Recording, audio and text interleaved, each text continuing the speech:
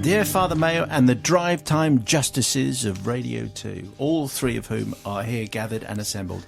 Tonight's one, by the way, called Chive Talking. It was a good title, so we thought it was worth mentioning again. Your feature on Chris Butties last week pricked my conscience and reminded me of a cruel prank I played 26 years ago, and one which still haunts me to this day. It's the summer of 1991, and a time when I had a vegetable patch full of, even though I say it myself, very healthy potato plants. I had fabulous potatoes, the best in the area. Also at this time, it was being reported in the press that a prominent royal was suggesting we talk to our plants to assist their growth.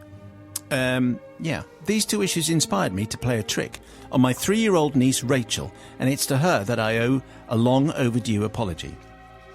Now, you may remember that in the mid-1980s there was a very popular TV advert for a make of crisps, an ad that had potatoes singing a catchy tune modelled on the song I Want to Be Bobby's Girl, hit for Susan Moore in 1963. Singing potatoes, these are.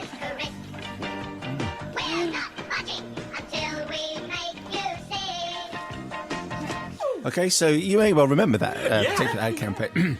Now, at the time my tale takes place, this advert was no longer featured on television, and clearly finding an old advert on YouTube just wasn't done in 1991. But I was determined in my plan, so I therefore acquired a dictaphone, inserted some nearly spent batteries. This is a very kind of elaborate process here. Some batteries that were almost done.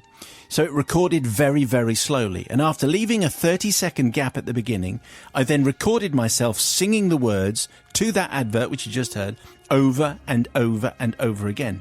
Finally, I got rid of the old batteries and I placed new fully charged batteries into the dictaphone, and hey presto, when the recording was played at normal speed, my voice went high-pitched and sounded just like the ad, which you just heard. Aware that my niece was visiting one evening that week, I made sure I was in the garden by the potato plants when they arrived.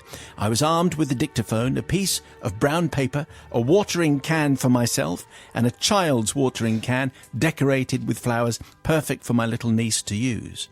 Placing the dictaphone in the midst of the plants and covering it with brown paper, I watched her arrive and then pretended to water the potatoes. Uncle Paul, Uncle Paul, she says. It's a 3-year-old voice. What else can I do? What are you doing? Rachel says, as she skipped down the garden to join me. I'm skipping. I'm watering my thirsty potato plants, I say, but I've actually run out of water.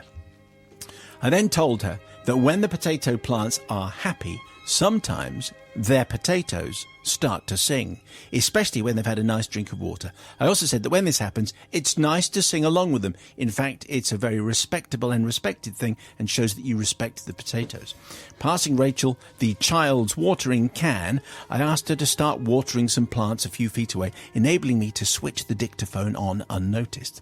I then made an excuse to go up the garden to fill my can, and the 30-second delay at the start of the recording gave me just enough time to walk away before this happened.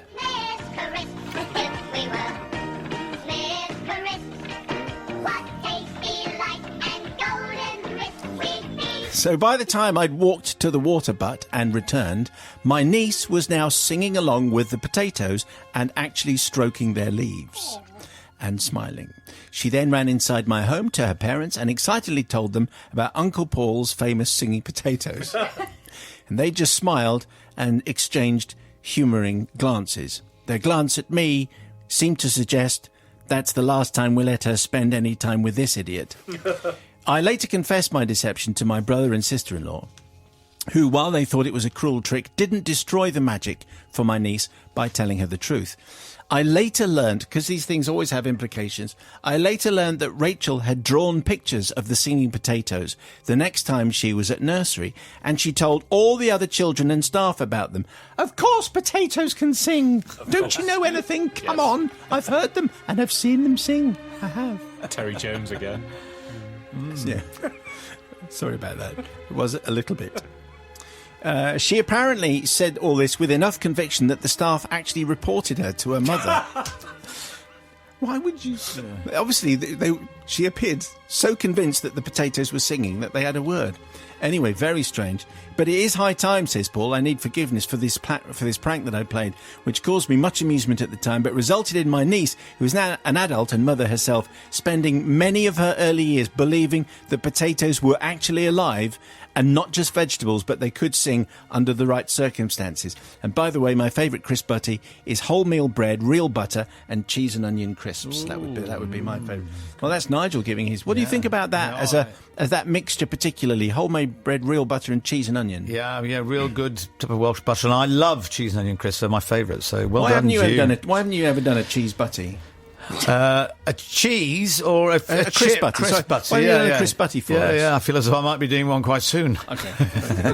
Just thought. Do you want to go first then, Nigel? Yes, absolutely. Yes, please. Now, I have a feeling that Rachel might well have twigged this. I'm just staggered, but Rachel, I'm presuming she's still speaking to Paul, Uncle Paul, that is, because she's 29 years old now, But I thought that might have come up in the conversation over all these years, unless he's been completely verboten from the family. But I do.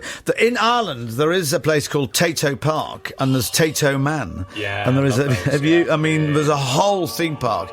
So, Tato's, you can't scoff. And I thought that was really dynamic of Uncle Paul and also creating the magic. So you're absolutely forgiven. The person I'm not forgiving is the people at the play area, the kindergarten or whatever it was, who were reporting them for her... A little bit dodgy, wasn't it, really? Saying that Uncle Paul and they were talking potatoes. I mean, we've got to indulge people. She's 3 years old, for heaven's sake. So you're definitely forgiven. Maybe potatoes can sing, actually. Maybe they can. Do we know that they can't, Bobby? Have you ever asked? My point is with the nursery people as well, because actually the nursery people don't know that they can't, just because they've never heard. Yep. The conditions have to be right, and the nursery people obviously never get the conditions right. Uncle Paul does. That's why Rachel got her special performance, because she got it right with Uncle Paul. So really, Uncle Paul, you don't need forgiveness.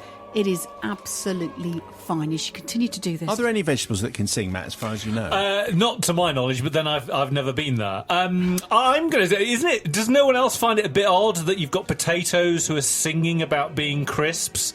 Looking forward to... They're going to be chopped up and fried. Boiled alive. Let's all sing about that. That's okay. I'm going to forgive just because of the phrase, respect my potatoes. I am going to be using that phrase quite a lot from now on to my family when I'm out in the garden. Respect my potatoes. And so therefore...